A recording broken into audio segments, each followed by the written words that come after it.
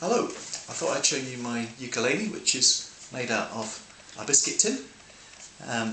This is just actually it's a sweet tin. It's a tin of Cadbury's Heroes. And the great thing about it was it had a recessed bottom there. I did think about using the actual tin as the soundboard, but I wanted to have a sound hole. I was a bit worried about how I was going to make a hole without it sort of curling up and making all ragged, and also whether it would be strong enough to hold it. So I decided to put a wooden board in there. This is a piece of pine. I was looking for spruce. I don't know what the difference between spruce and pine is, but it's a bit of pine. I was lucky to have a friend who was able to plane it to the right sort of thickness, which is, I think it's about 3 millimeters thick, something like that. I put a strengthening strut across there. There's all sorts of technical things about where you're supposed to put these things. I just stuck it across. I'm not sure whether that's the right place or not. The neck is made out of a piece of African hardwood, and you can see that it goes right the way through. So what I did was I got a piece of wood the whole length of the ukulele.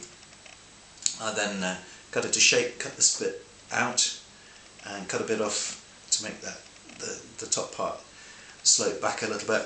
And then inside I cut into a sort of U shape, and then I put the tin on, cut it in a curve, so cut it in two. And then the great thing about using tin is you can take the lid off, of course, put this inside, and then you can see that I've put a screw through there into the neck on the other side, and then glued it both sides, screwed it up tight, so that's really tight, it's not going anywhere. And at this end it's secured with the button there. And that's just the most expensive thing. I paid £1.75 for that, and the screw goes right the way through. So I was worried that the tension of the strings would bend the neck up, but I just reckon it doesn't look very elegant, and they've got that in the middle, but I just think it's not going anywhere. That's really strong. Now the fretboard, that's a bit of wood left over from the pine.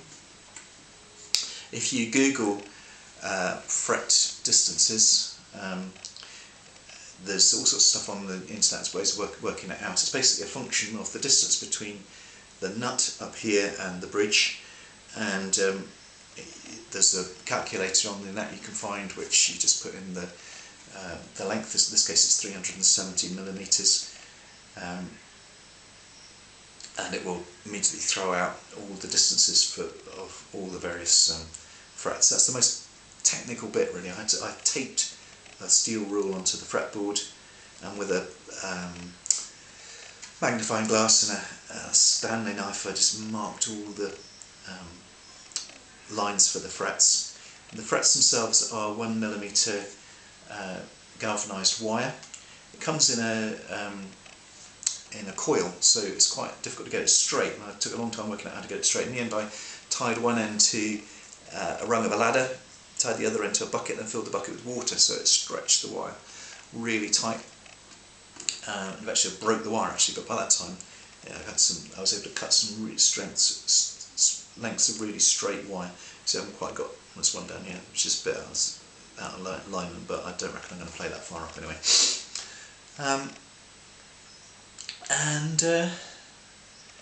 That's about it really. And then I decided to take the paint off the tin.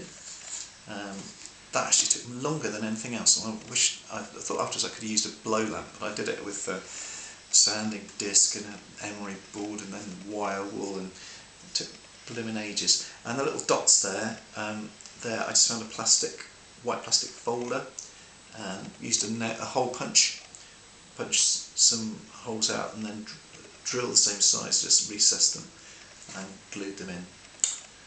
And that's it. It's ukulele strings, which are actually nylon guitar strings, which is the same thing.